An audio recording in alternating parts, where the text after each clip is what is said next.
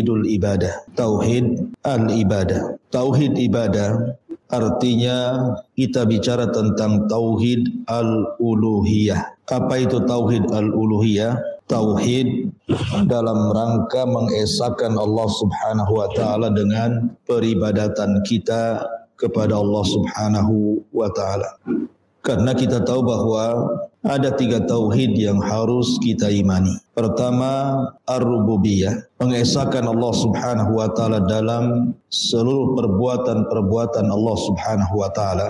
Yang kedua, al-uluhiyah, mengesahkan Allah Subhanahu wa taala dengan peribadatan kita kepadanya. Dan yang ketiga, tauhidul asma was sifat, tauhid yang membicarakan tentang nama-nama dan sifat-sifat Allah Subhanahu wa taala. Adapun tauhid rububiyah adalah tauhid yang bersyirikat antara mukmin dan kafir, antara musyrik dan muwahhid. Karena tauhid rububiyah itu adalah tauhid fitrah yang memang setiap manusia difitrahi dengan tauhid rububiyah. Tetapi tauhid uluhiyah inilah yang membedakan antara mukmin dan kafir, yang membedakan antara muwahhid dan juga musyrik. Sehingga kalau hanya bertauhidkan rububiyah saja belum dikategorikan muslim, belum dikategorikan mukmin. Karena orang-orang kafir sendiri meyakini tauhid ini. Sebagaimana firman Allah Subhanahu wa taala, "Wala in sa'altakum man khalaqas samawati wal ardh la yaquluna Allah." Kalau engkau bertanya kepada mereka orang-orang musyrik Arab, siapa yang menciptakan langit dan bumi? Maka orang-orang musyrik akan mengatakan Allah. Artinya orang musyrik pun yakin bahwa pencipta adalah Allah, pemberi rizki adalah Allah, penghidup dan pemati adalah Allah. Tetapi ketika beralih kepada tauhid yang kita bahas, tauhidul ibadah, di mana mereka dituntut untuk beribadah hanya kepada Allah Subhanahu wa taala. Tidak boleh meminta kecuali kepada Allah. Tidak boleh minta pertolongan kecuali kepada Allah. Tidak boleh bernadar kecuali kepada Allah. Tidak boleh tawaf kecuali untuk Allah. Tidak boleh mencari berkah kecuali kepada Allah. Mulailah mereka menolak. Dari sini menunjukkan bahwa tauhid uluhiyah itu bicara tentang la ilaha illallah. Bicara tentang tidak ada sesembahan yang berhak disembah kecuali Allah. Jadi inti daripada tauhid yang kita bahas, tauhidul ibadah, adalah bicara la ilaha illallah. Ini yang tidak mau dikatakan orang-orang musyrik. Ketika Nabi SAW menyeru orang-orang musyrik Arab agar mengucapkan kalimat la ilaha illallah, kata Nabi SAW, "Qulu la ilaha illallah." Katakan oleh kalian tidak ada sesembahan yang berhak disembah kecuali Allah, tuflihu. Kalian akan selamat di akhirat. Kalian akan terhindar dari azab Allah Subhanahu wa taala. Kalian akan terhindar dari neraka Allah Subhanahu wa taala. Tapi apa jawaban orang-orang musyrik? Aja'alal alihata ilaha wahid inna hadza la syai'un ujab. Apakah kami harus menjadikan sesembahan itu satu saja? Lalu sesembahan yang banyak dikemanakan? Tentu ini dakwah yang sangat-sangat mengherankan bagi kami. Ini dakwah apa ini? Nah, dengan penolakannya orang-orang musyrik untuk mengucapkan la ilaha illallah, menunjukkan bahwa tauhid al-uluhiyah itu adalah pembeda antara mukmin dan kafir, antara muwahhid dan musyrik. Ma'asyiral muslimin yang dimuliakan Allah Subhanahu wa taala, sedikit sebelum kita bahas dalil-dalilnya, kita akan bicara tentang fadlu kalimat la ilaha illallah, keutamaan kalimat la ilaha illallah, karena ini adalah inti daripada tauhid al-uluhiyah. Ma'asyiral muslimat yang dimuliakan Allah Subhanahu wa taala, suatu ketika diriwayatkan oleh Imam At-Tirmidzi dari sahabat Imran ibn Husain radhiyallahu anhu. Imran ibn Husain ini bercerita tentang bapaknya namanya Husain.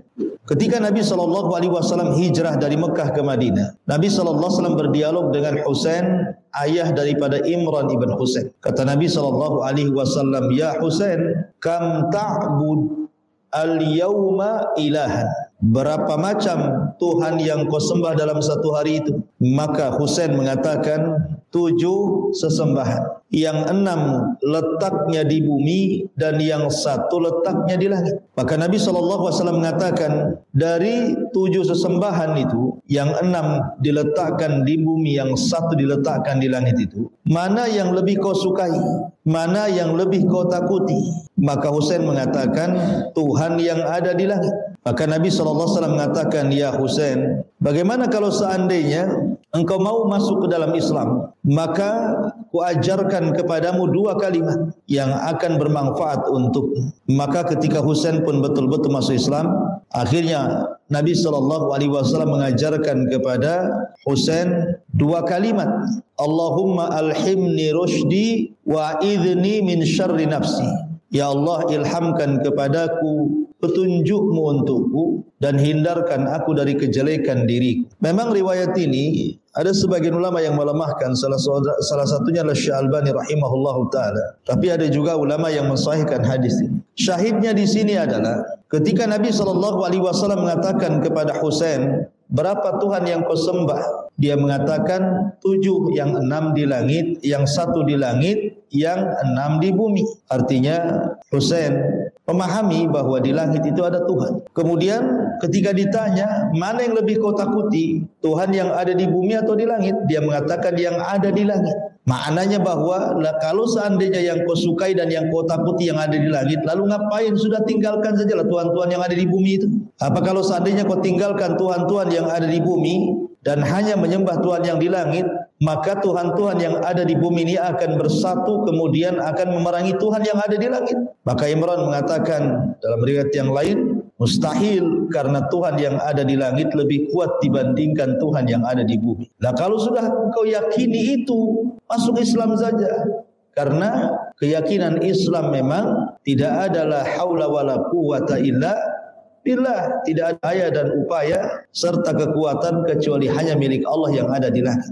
Ma'asyiral muslimat yang dimuliakan Allah Subhanahu wa taala. Ketika Nabi Musa alaihi salatu wassalam datang menghadap Allah Subhanahu wa taala, kemudian mengatakan, "Alimni du'a adzkuru bika wa ad'uka bika wa ad'uka bihi."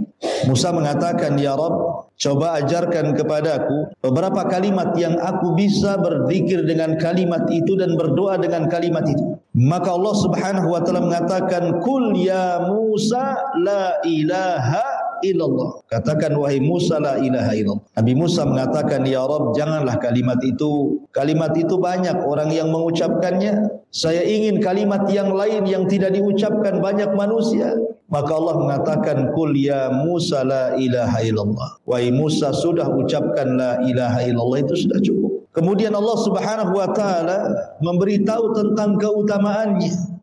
Ya Musa, seandainya Allah Subhanahu wa taala letakkan 7 lapis langit dan 7 lapis bumi di satu neraca, dan la ilaha illallah diletakkan di neraca satunya, malat bihinna la ilaha illallah. Tentu kalimat la ilaha illallah itu jauh lebih berat dibandingkan langit dan bumi. Kenapa? Karena la ilaha illallah adalah kalimatut tauhid, kalimat tauhid. Sementara kalimat tauhid itu adalah sebab diciptakannya langit dan bumi. Kenapa Allah menciptakan langit? Kenapa Allah menciptakan bumi? Kenapa Allah menciptakan gunung-gunung, sungai-sungai, laut-laut? Bahkan kenapa Allah menciptakan kita manusia dan juga jin serta malaikat dan makhluk yang lainnya? Allah mengatakan, "Wa ma khalaqtul jinna wal insa illa liya'budun." Tidaklah aku ciptakan jin dan manusia atau segenap makhluk yang Allah ciptakan melainkan hanya untuk mentauhidkan Allah, beribadah kepada Allah, tauhidul ibadah. Itu sebabnya kenapa kalimat la ilaha illallah itu memberatkan seluruh makhluk yang Allah ciptakan, karena memang makhluk diciptakan karena tauhid. Ingat ibu hadis Bitaqah, ketika ada seorang laki-laki pada hari kiamat itu didatangkan kepada Allah Azza wa Jalla. Kemudian laki-laki ini yang didatangkan kepada Allah Subhanahu wa taala itu membawa di tangannya 99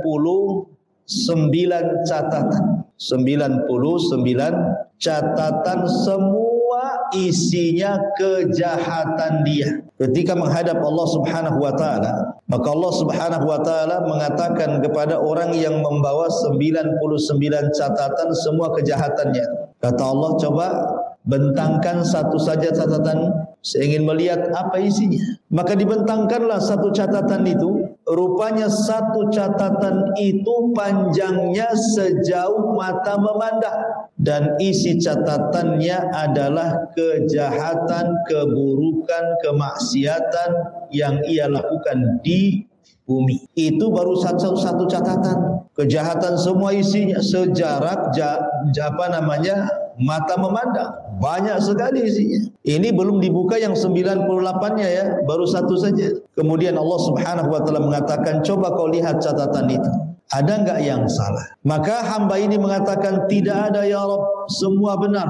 Karena di antara khususiyah padang mahsyar, khususiyatul hisab, khususiyah hisab, di mana orang itu akan diberikan memori oleh Allah Subhanahu wa taala dan diberikan hafalan yang luar biasa. Kalau di bumi ini apa yang kita lakukan 1 minggu kemarin kita sudah lupa hari ini. Kejahatan yang kita lakukan bulan kemarin sudah lupa pun hari ini. Tetapi nanti pada hari kiamat semua hafalan akan dikembalikan. Manusia akan cerdas, akan hafal detik per detiknya, menit per menitnya, jam per jamnya, hari per harinya, minggu per minggunya, bulan per bulannya, tahun per tahunnya akan hafal. Karena untuk mencocokkan catatannya. Makanya ketika Allah mengatakan, coba lihat catatanmu itu, jangan-jangan ada yang salah tulis. Maka kemudian hamba ini mengatakan, tidak ya Rabb, semua benar. Maka Allah kembali mengatakan, coba cek lagi, jangan-jangan malaikat itu salah catat. Maka dia mengatakan, tidak ya Rabb, semua telah benar.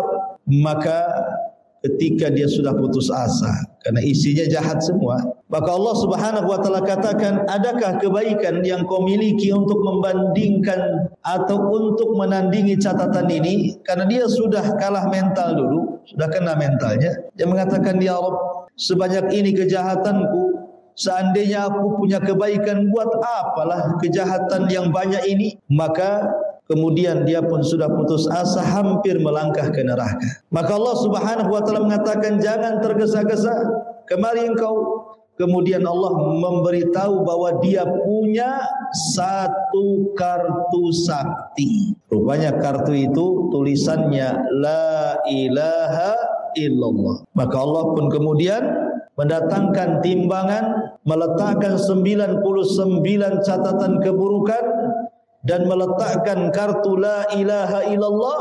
Apa yang terjadi? Tasat bihinna la ilaha illallah. Rupanya kalimat la ilaha illallah menjadi melesat, menjadi berat, dan bisa mengalahkan 99 catatan keburukan hamba tersebut. Lihat bagaimana keagungan tauhidul ibadah, tauhid al-uluhiyah, la ilaha illallah, kunci keselamatan dunia dan akhirat.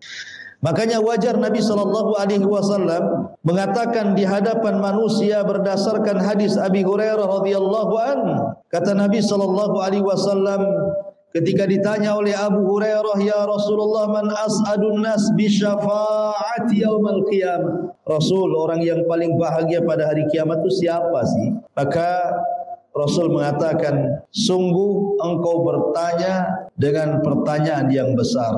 Aku tidak nyangka kau akan mengatakan seperti itu, wahai Abu Hurairah. Baik, ku jawab, kata Rasul. Kata Nabi SAW, as'adun nas bi syafaati yaumal qiyamah man qala la ilaha illallah. Barang siapa yang mengucapkan la ilaha illallah, maka dia orang yang paling bahagia dengan syafaatku pada hari kiamat, kata Rasulullah. Lihat tauhidul ibadah, tauhidul uluhiyah adalah sebab meraih syafaat di hadapan Allah Subhanahu wa taala. Ketika Nabi SAW bersabda tentang syafaatul uzma, ketika manusia dikumpulkan di padang mahsyar, kemudian matahari didekatkan 1 mil di atas kepala, manusia pun berkeringat bercucuran sehingga keringatnya membanjiri semua badan-badan penduduknya. Ada yang tenggelam selutut dengan keringatnya, ada yang tenggelam sepusar dengan keringatnya, ada yang tenggelam sedada dengan keringatnya. Manusia mereka sudah bingung kemana harus mengadu. Kenapa putusan Allah tidak segera diputuskan? Akhirnya kemudian orang-orang pun mulai berinisiatif untuk datang kepada Adam alaihis salam dan mengatakan, ya Adam anta abul bashar, wahai Adam, kau kan bapak manusia. Ala tara ila ma nahnu fih, tidakkah kau iba melihat kondisi kami? Isfa' lana ila rabbik, cobalah minta syafaat kepada Rabbmu agar Allah segera memberikan hukumannya, kepastiannya kepada kita semua yang ada di padang mahsyar ini. Tapi Adam mengatakan, nafsi, nafsi, urus diri kalian sendiri, urus diri kalian sendiri. Aku tidak sanggup. Sebaiknya kau datang kepada Nuh. Nuh tidak sanggup, kata Nuh, sebaiknya kau datang kepada Ibrahim. Kata Ibrahim, aku pun tidak sanggup, sebaiknya kau datang kepada Nabi Musa. Musa pun mengatakan, aku tidak sanggup, uruslah diri kalian, sebaiknya kau datang kepada Nabi Isa. Isa pun mengatakan sama dan mengatakan sebaiknya kalian datang kepada Nabi SAW, Rasul Muhammad SAW. Maka Nabi SAW kemudian ketika manusia datang kepadanya dan meminta syafaat dari Allah lewat perantar Nabi SAW, maka Rasul mengatakan, ana laha, kan ku coba. Akhirnya Rasul pun sujud di hadapan Allah dengan sujud yang panjang, sampai Allah kemudian datang dan mengatakan, irfa ra'saka ya Muhammad, sal tu'ta qultusma ishfa tushafa.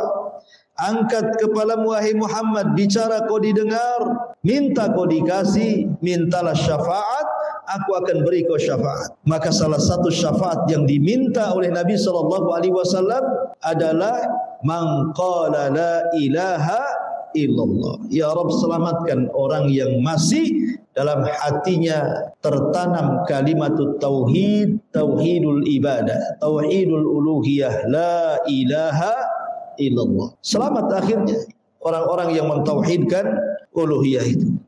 Ini keutamaan la ilaha illallah. Bahkan miftahul jannah itu la ilaha illallah, kunci surga itu la ilaha illallah, tauhidul ibadah, tauhid al-uluhiyah. Ma'asyiral muslimat yang dimuliakan Allah Subhanahu wa taala, sampai-sampai dikisahkan oleh Abdul Aziz ibn Ruwad rahimahullahu taala, ada seseorang yang orang Badui, orang Arab, orang Badui lah, orang yang tidak berpendidikan. Dia membangun musola atau masjid, kemudian di sekitar masjid itu dikelilingi oleh batu.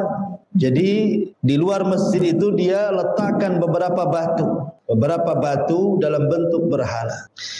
Jadi Arab Badui ini kalau habis sholat, maka dia keluar, kemudian dia akan menghadap ke 7 batu itu. Jadi kalau habis sholat, dia datang ke satu batu yang bentuk berhala dan mengatakan, engkau itu tidak punya manfaat dan tidak punya madharat. Kemudian datang ke satu batunya lagi, engkau tidak mendatangkan manfaat dan tidak mencegah madharat. Kemudian datang lagi ke batu yang ketiga, dia ngomong gitu lagi, engkau itu hanya batu, tidak mendatangkan manfaat dan tidak mencegah madharat. Kemudian datang ke batu keempat sampai ke 7, dan ia lakukan setiap hari selepas sholat. Dia mengatakan, menghinakan batu-batu berhala itu. Pokoknya kalau selepas sholat dia menghadap batu dan menghinakan batu itu. Engkau bukan Tuhan, engkau tidak mampu mengabulkan doa, engkau ini macam-macam. Pokoknya dihinakan 7 batu itu. Jadi sebelum wafatnya dimimpikan bahwa dia A'rab ini ketika pada hari kiamat dibentangkan padanya pintu-pintu neraka. Dan pintu neraka itu ada berapa, Bu? Ada 7. Beda dengan pintu surga 8. Jadi setiap kemudian dia mendekati pintu neraka yang satu, tiba-tiba ada batu. Dan batu itu membesar dan menutup pintu neraka yang satu. Kemudian dia datang ke neraka yang kedua, ke pintu neraka yang kedua, tiba-tiba ada batu lagi.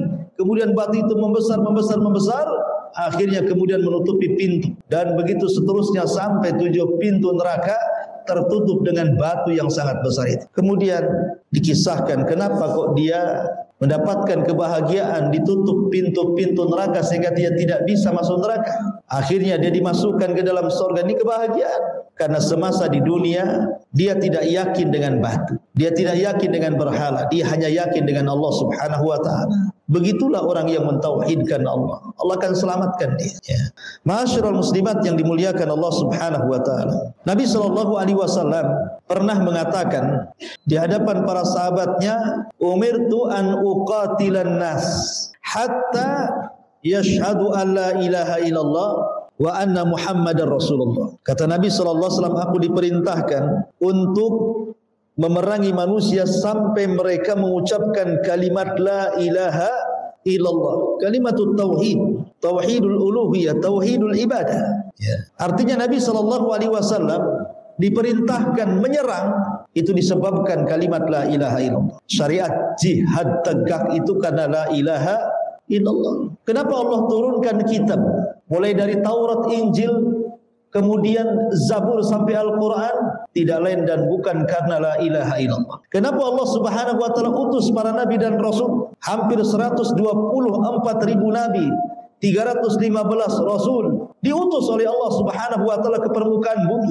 Tidak lain dan bukan karena tauhid. Kenapa Allah Subhanahu wa taala syariatkan jihad sampai perang? Nabi sallallahu alaihi wasallam itu dalam berbagai macam peperangan melawan orang-orang musyrik sampai kepada Yahudi, tidak lain dan bukan karena la ilaha illallah. Tauhidul ibadah, tauhid al-ibadah, tauhid uluhiyah. Makanya Nabi SAW pernah suatu ketika marah kepada Usamah ibn Zaid. Usamah ibn Zaid ini suatu ketika dia menghadapi orang musyrik yang lemah. Dalam peperangan si musyrik ini lari, dikejar sama orang Ansar dan juga Usamah ibn Zaid. Rupanya dia tidak ada jalan untuk melarikan diri. Ketika orang Ansar menghunus pedang dan hendak membunuh, tiba-tiba orang ini mengucapkan kalimat la ilaha illallah. Akhirnya orang Ansar pun pergi meninggalkan orang ini. Kemudian didekati oleh Usamah ibn Zaid dan mengatakan la ilaha illallah kedua kalinya.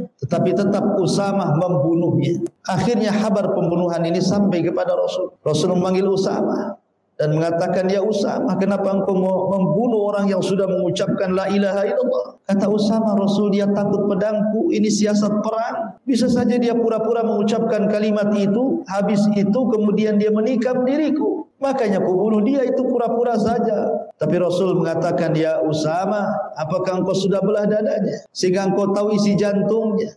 Apa dia mengucapkan karena takut pedangmu atau karena memang betul-betul hidayah masuk ke dadanya? Maka Rasul mengatakan, maka Usamah mengatakan, kalau begini istaghfirli ya Rasulullah, maafkan aku wahai Rasul, maafkan aku wahai Rasul. Maka Nabi SAW mengatakan, ya Usamah, madza tasna bila ilaha illallah idza ja'atka yaumal qiyamah. Sama, kira-kira apa yang engkau akan lakukan di hadapan la ilaha illallah apabila la ilaha illallah itu datang di hadapan Allah, kemudian meminta pertanggungjawaban bahwa orang yang mengucapkannya kau bunuh? Apa yang akan kau katakan di hadapan la ilaha illallah? Maka Usamah mengatakan, istaghfirli ya Rasulullah, maafkan aku wahai Rasul. Tapi Rasul mengatakan, ya Usamah, apa yang akan kau lakukan dengan la ilaha illallah di hadapan Allah apabila orang yang mengucapkannya meminta pertanggungjawaban kepada?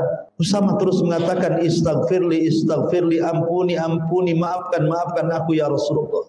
Sampai dia mengatakan, Rasul tidak berhenti ngomong begitu. Duhai, kiranya aku baru masuk Islam sehingga tidak dimarahi seperti marahnya Nabi sallallahu alaihi wasallam kepada.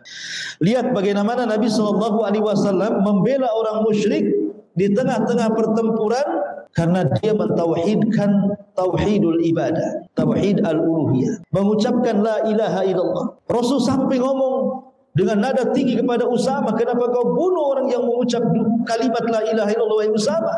Menunjukkan kalimat itu luar biasa. Sampai-sampai Bu, pada hari kiamat nanti di akhir zaman, Nabi SAW dalam hadis Hudzaifah ibn Yaman radhiyallahu an, jadi Islam itu nanti di akhir zaman itu hanya tinggal namanya, dan Al-Quran itu akan diangkat dalam satu malam. Kata Nabi SAW, yadrusul Islam kama yadrusu wasyuth thawb hatta la yadri atau la yadra ma siyamun wala salatun wala nusukun wala sadaqatun wala yusra ala kitabillahi azza wa jal fi lailatin fala yabqa fil ardi minhu ayat. Kata Nabi SAW, Islam akan tergerus pada hari kiamat sehingga tinggal namanya. Sehingga orang tidak kenal apa itu puasa, apa itu solat, apa itu korban, apa itu sedekah. Bahkan Al-Quran akan diangkat dalam satu malam. Sehingga tidak ada satupun ayat yang tersisa di permukaan bumi. Tidak dalam bentuk hafalan, tidak pula dalam bentuk tulisan, akan diangkat pada satu malam. Sehingga tidak ada Al-Quran nanti pada akhir zaman. Sehingga tersisalah orang-orang yang sudah tua, renta, nenek-nenek, kakek-kakek mengucapkan la ilaha illallah. Itu yang mereka hafal. Nanti di akhir zaman itu yang mereka hafal hanyalah la ilaha illallah. Itu pun diucapkan orang yang sudah tua renta, yang sudah kakek-kakek, nenek-nenek. Anak-anak mudanya enggak kenal kalimat itu. Dan nenek-nenek, kakek-kakek pun mengucapkan la ilaha illallah bukan karena paham, tapi karena nenek moyang mereka mendengar mengucapkan kalimat itu, mereka pun mengucapkan kalimat itu. Makanya kemudian Silah yang meriwayatkan hadis ini bertanya kepada Hudzaifah, ya Hudzaifah, apakah untungnya mengucapkan kalimat la ilaha illallah pada waktu itu? Apa gunanya? Sementara mereka tidak kenal puasa, tidak kenal sholat, tidak kenal ini, tidak kenal itu dalam ibadah. Lalu untuk apa ucapan kalimat la ilaha illallah? Apa manfaatnya? Maka Hudzaifah bin Yaman mengatakan tunjihim minan nar, tunjihim minan nar. Ya Silah, kalimat itu tetap akan menyelamatkan mereka dari api neraka. Kalimat itu akan menyelamatkan mereka dari api neraka. Begitulah kalimat tauhid, kalimat la ilaha illallah. Coba perhatikan dalil-dalil muallif rahimahullahu taala di sini. Beliau menyebutkan tentang beberapa dalil. Pertama, dalil naqli. Yang kedua, dalilul aqli. Pertama, dalil naqli, maksudnya naqli di situ artinya dalil Al-Qur'an atau sunnah itu disebut naqli. Kalau dalil akal itu disebut aqli. Satu, Allah perintahkan agar beribadah hanya kepada Allah. La ilaha illa ana fa'budni. Tiada Tuhan yang berhak disembah kecuali aku, maka beribadahlah kepada. Wa iyaya farhabun, dan hanya kepadakulah kalian hendaklah takut. Artinya di sini bahwa tauhid ibadah atau tauhid uluhiyah itu adalah tidak menyembah kecuali hanya kepada Allah. Qul inna salati wa nusuki wa mahyaya wa mamati lillahi rabbil alamin. Katakan ya Muhammad, salatku, penyembelihanku, hidupku dan matiku semua aku serahkan kepada Rabb semesta alam. Artinya bahwa tidak boleh menyimpangkan satu jenis ibadah pun kalau orang sudah mengucapkan la ilaha illallah. Karena makna la ilaha illallah itu artinya tidak ada sesembahan yang berhak disembah kecuali Allah. Artinya tidak boleh beribadah kecuali kepada Allah, tidak boleh solat kecuali kepada Allah, tidak boleh puasa kecuali untuk Allah, tidak boleh haji kecuali kepada Allah, tidak boleh baca Quran kecuali karena Allah, tidak boleh ini itu yang menyangkut ibadah kecuali harus diberikan kepada Allah. La ilaha illa ana fa'budni. Tidak ada Tuhan yang berhak disembah kecuali Allah, maka beribadahlah kepada. Kemudian Allah juga mengatakan setelah menyebutkan sifat-sifat atau 5 sifat orang yang beriman di permulaan Al-Baqarah, kemudian 2 sifat orang kafir di pertengahan Al-Baqarah. Setelah menyebutkan sifat-sifat orang yang beriman 5 ayat, setelahnya sifat-sifat orang kafir 2 ayat, setelahnya belasan ayat bicara tentang munafik. Setelah Allah Subhanahu wa taala menyebutkan sifat orang yang beriman, sifat orang kafir, sifat orang munafik, Allah tutup, ya ayyuhan nasu budu rabbakumul ladzi khalaqakum walladzina min qablikum la'allakum tattaqun alladzi ja'ala lakumul arda firasyan was samaa'a bina'an wa anzala minas samaa'i ma'an fa akhraja bihi minats thamarati rizqan lakum fala taj'alu lillahi andadan wa antum ta'lamun. Hei manusia, sembahlah Rabb yang telah menciptakan kamu dan orang-orang sebelummu agar kamu bertakwa. Dialah yang menjadikan bumi sebagai hamparan, langit sebagai atap. Dia menurunkan hujan dari langit. Dia dengan itu menghasilkan hujan segala buah-buahan sebagai rizki untukmu. Karena itu janganlah kamu mengadakan sekutu bagi Allah padahal engkau mengetahuinya. Lihat, Setelah Allah sebutkan sifat orang yang beriman, sifat orang kafir, sifat orang munafik, kata Allah, ya ayyuhan nasu budu rabbakum. Manusia, mau kamu beriman, mau kamu kafir, mau kamu munafik, u'budu rabbakum, tetap beribadahlah kepada Rabb kalian. Tetap sembah Allah, tauhidkan Allah. Siapapun Anda, mau mukmin, mau kafir, mau munafik, mau fasik, kalian harus menyembah Rabb kalian. Ya ayyuhan nasu u'budu rabbakum. Karena tauhid itu adalah kewajiban yang pertama dan kewajiban yang terakhir. Orang harus mengucapkan la ilaha illallah di permulaannya. Dan kalau ingin selamat, ucapkan juga kalimat itu di akhirnya.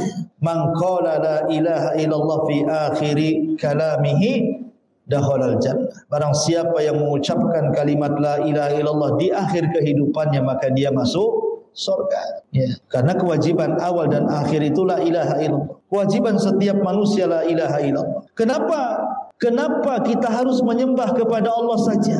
Tidak boleh menyembah kepada selain Allah. Di sini Allah jawab, karena Allah telah menciptakan kalian. Allah telah menciptakan kalian dan orang-orang sebelum kalian. Allah telah menjadikan bumi untuk kalian terhampar. Allah sudah menjadikan langit sebagai atap. Allah telah turunkan dari langit hujan. Dengan hujan itu Allah tumbuhkan tumbuh-tumbuhan, biji-bijian, buah-buahan sebagai rizki untuk kalian. Masa setelah itu semuanya kalian menyekutukan Allah? Di mana akalnya? Ya. Begini Bu ya.